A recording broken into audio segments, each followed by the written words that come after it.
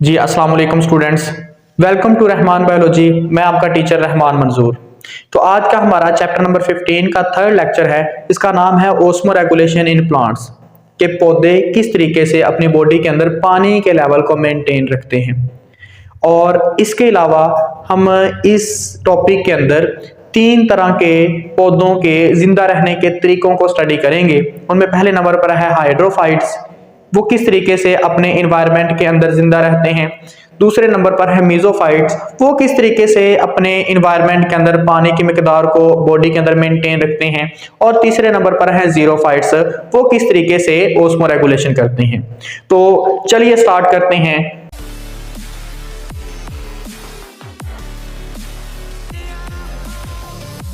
हमारे टॉपिक का नाम है ओस्मो रेगुलेशन इन प्लांट्स, पौधों में ओस्मो रेगुलेशन।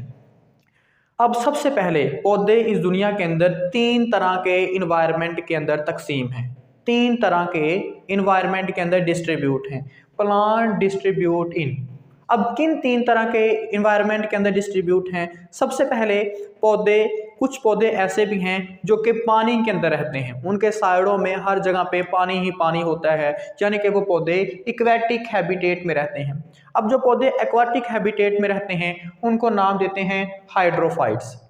दूसरे नंबर पर ऐसे पौधे भी हैं जो कि हमारे इर्द गिर्द मौजूद हैं, जिनको ना तो बहुत पानी ज़्यादा मिलता है ना ही पानी बहुत कम मिलता है। पानी की मॉडरेट सप्लाई होती है, मुनासिब दस्तयाबी होती है पानी की। उन पौधों को मॉडरेट सप्लाई ऑफ वाटर, पानी की मुनासिब दस्तयाबी होती है, और उन पौधों को नाम देते हैं मीजोफाइट्स का। उसके बाद तीसरे नंबर पर कुछ ऐसे पौधे भी हैं जिनको पानी बहुत ही कम मिलता है। वो ऐसे इन्वायरमेंट के अंदर रहते हैं जो जगह बहुत ही खुश्क होती है, जैसे कि ये पौधे डेजर्ट के अंदर रहते हैं, सहरा के अंदर रहते हैं। तो ऐसे पौधे जो कि ड्राई टेरेस्ट्रियल इन्वायरमेंट के अंदर खुश्की वाली जगह पर जिंदा रहते हैं, उन पौधों को नाम देते हैं जीरोफाइट्स।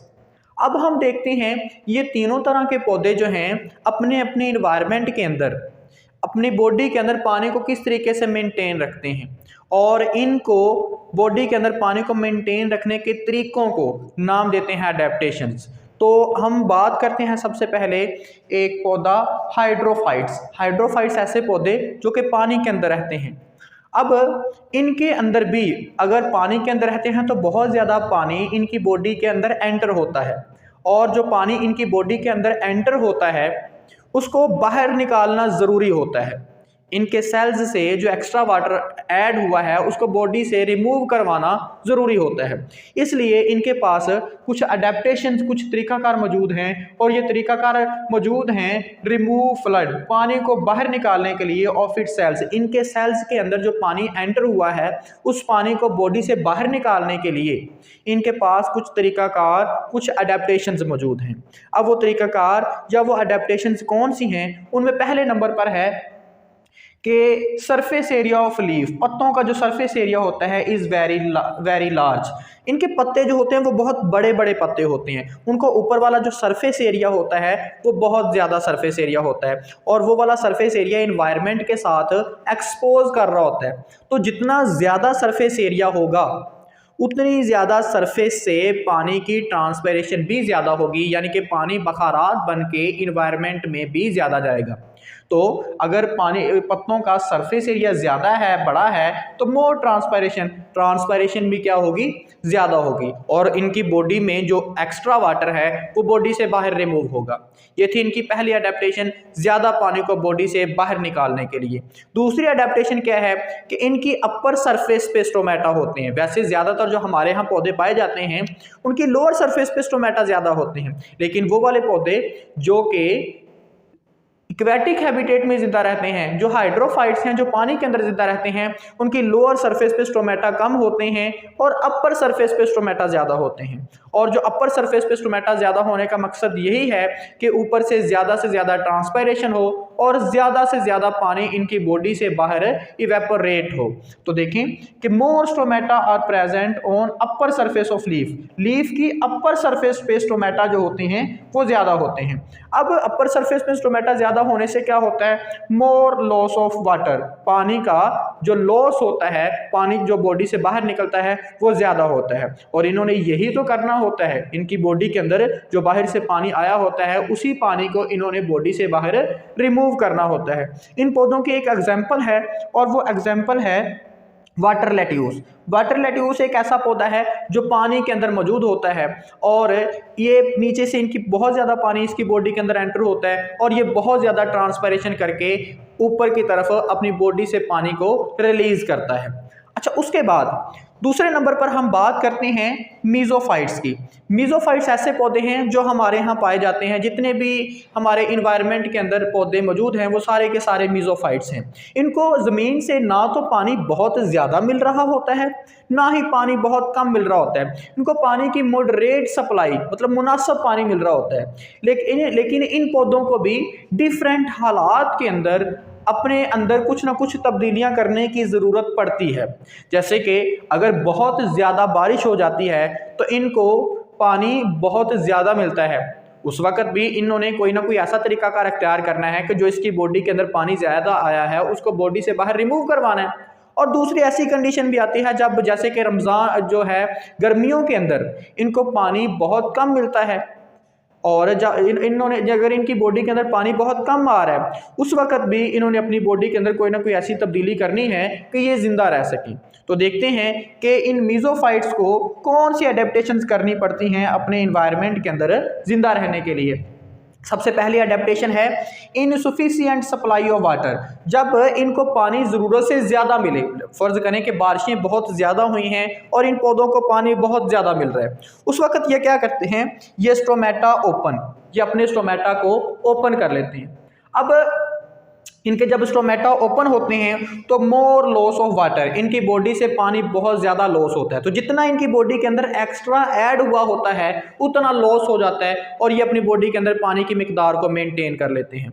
उसके बाद दूसरे नंबर पे जब बहुत ज़्यादा गर्मी होती है और इनको पानी ज़रूरत से कम मिलता है तब ये क्या करते हैं, if restricted supply of water, जब इनकी बॉडी के अंदर पानी की दस्तयाबी बहुत ही कम हो तो क्या करते हैं, ये स्टोमेटा क्लोज, अपने स्टोमेटा को बंद कर लेते हैं। और जब इनके स्टोमेटा बंद हो जाते हैं तो इनकी बॉडी के अंदर जो पानी ज़रूरत के मुताबिक होता है, जो बहुत कम पानी होता है वो बाहर रिलीज़ नहीं होता।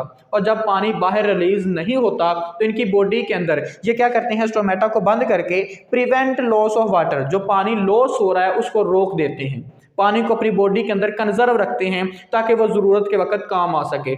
तो ये वाले पौधे जो है इस तरीके से अपनी बॉडी के अंदर पानी की मिकदार को मेंटेन रखते हैं। इनकी एग्जांपल है रोज़ प्लांट। तो रोज़ का जो प्लांट है वो मीजोफाइट है जिनको पानी की मुनासिब दस्तयाबी मिल रही होती है। रोज़ के प्लांट को जब पानी ज़्यादा दिया जाता है तो ये अपने स्टोमेटा ओपन कर लेते हैं और जब इनको पानी बहुत ही कम मिलता है तो ये अपने स्टोमेटा क्लोज कर लेते हैं। उसके बाद नेक्स्ट तीसरे नंबर पर हम डिस्कस करते हैं ऐसे पौधे जो कि खुश्की के अंदर रहते हैं और उन पौधों को नाम देते हैं जीरोफाइट्स। जीरोफाइट्स ऐसे पौधे जो जीरिक कंडीशन में रहते हैं, जहां पर पानी उनको बहुत ही कम मिलता है। अब उन पौधों के पास भी जिंदा रहने के लिए कुछ ना कुछ अडेप्टेशंस मौजूद होती हैं। अब वो अडेप्टेशंस क्या हैं, उनमें पहले नंबर पर अडेप्टेशन है कि इनके स्मॉल थिक लीव्स होते हैं, इनके जो पत्ते होते हैं वो छोटे होते हैं और मोटे होते हैं। अब इनके पत्ते छोटे होने से क्या होता है, reduce surface area, surface area कम हो जाता है। हमें पता है कि जिस भी चीज़ का जितना ज़्यादा सरफेस एरिया होगा उससे पानी उतना ज़्यादा ट्रांसपेरेंट होगा। अब इन पौधों को तो पानी जो मिल रहा है वो बहुत कम पानी मिल रहा है। अब इनका अगर सरफेस एरिया ज़्यादा होगा तो वो जो कम पानी इनकी बॉडी के अंदर मौजूद है, थोड़ा सा पानी, वो भी लॉस हो जाएगा। इन्होंने तो पानी की ट्रांसपिरेशन को रोकना है। इस वजह से इनके पत्ते जो होते हैं वो स्मॉल होते हैं और थिक होते हैं, और पत्ते स्मॉल और थिक होने की वजह से इनका सरफेस एरिया कम होता है, और जितना इनका सरफेस एरिया कम होता है उतना ही इनकी बॉडी से ट्रांसपायरेशन का अमल भी क्या होता है, कम होता है। उसके बाद नेक्स्ट है कि cuticle is thick vaccine and leathery. इनके जो छोटे छोटे पत्ते होते हैं उनके ऊपर एक लेयर मौजूद होती है एक क्यूटिन मटेरियल की, और उस लेयर को हम नाम देते हैं क्यूटिकल। इनकी जो क्यूटिकल होती है वो वैक्सी होती है और लेदरी होती है, मतलब कि बहुत मोटी एक लेयर ऊपर मौजूद होती है, जिसकी वजह से इनके पत्तों के अंदर से पानी बाहर मूव नहीं करता, और ये अपनी बॉडी के अंदर जो पानी इन्होंने स्टोर किया होता है वो अपनी बॉडी के अंदर ही रखते हैं, उसको बाहर इन्वायरमेंट में रिलीज होने नहीं देते। इस तरीके से भी ये अपनी बॉडी के अंदर पानी की कंसंट्रेशन को मेंटेन करते हैं। उसके बाद तीसरे नंबर पर है इनके स्टोमेटा जो होते हैं ऑन लोअर सरफेस, वो अपर सरफेस पे नहीं होते, वो लोअर सरफेस पे होते हैं। इसका क्या मतलब है, अगर अपर सरफेस पे स्टोमेटा ज्यादा होंगे तो सनलाइट ऊपर से पड़ रही है और सारे का सारा पानी वो ऊपर से ट्रांसपायरेट हो जाएगा। इस वजह से इनके स्टोमेटा अपर सरफेस पे नहीं है बल्कि लोअर सरफेस पे हैं, और लोअर सरफेस पे होने की वजह से पानी की ट्रांसपायरेशन, पानी का बखरात बन के निकलना वो ज़्यादा नहीं होगा बल्कि कम होगा। इस तरीके से ये अपनी बॉडी के अंदर पानी को कंजर्व रखने हैं, पानी को बाहर लॉस होने नहीं देते। तीसरे नंबर पर है कि इनके जो स्टोमेटा होते हैं वो इन डिप्रेशन मौजूद होते हैं। इसका क्या मतलब है, ये पत्ते के ऊपर सरफेस है तो पत्ते की सरफेस के ऊपर सरफेस के ऊपर मौजूद नहीं होते स्टोमेटा, बल्कि कुछ गड़े होते हैं पत्तों के अंदर नीचे, और उन गड़ों के अंदर, उन डिप्रेशंस के अंदर स्टोमेटा मौजूद होते हैं। अब जितने ज़्यादा स्टोमेटा गड़ों के अंदर होंगे उतनी ज़्यादा ट्रांसपायरेशन कम होगी। तो ये भी इनके अंदर एक अडेप्टेशन है पानी के लॉस को कम करने की। अब एक पौधा है इनकी एग्जाम्पल में, और वो पौधा है कैक्टी या कैक्टाई, का नाम भी इसको दिया जाता है। ये पौधा है कैक्टाई या कैक्टी। तो इसमें बहुत सारे पौधे आते हैं, मैंने सिर्फ इसकी एक स्पीशीज की डायग्राम यहाँ पे बनाई है। तो ये पौधे क्या करते हैं, इन ड्राईएस्ट सीजन, जब बहुत ज़्यादा गर्मियों का सीजन आता है तो ये क्या करते हैं, शेड देयर लीव्स, अपने पत्तों को गिरा ही देते हैं। क्यों, क्योंकि अगर पत्ते होंगे तो वहाँ से ट्रांसपायरेशन होगी, और अगर पत्ते नहीं होंगे तो वहाँ से ट्रांसपायरेशन का अमल भी नहीं होगा। तो ये अपने पत्ते ही गिरा देते हैं ताकि ट्रांसपायरेशन के अमल को मुकम्मल तौर पे क्या किया जा सके, रोका जा सके, ताकि पानी का लॉस बिल्कुल ज़ीरो हो जाए।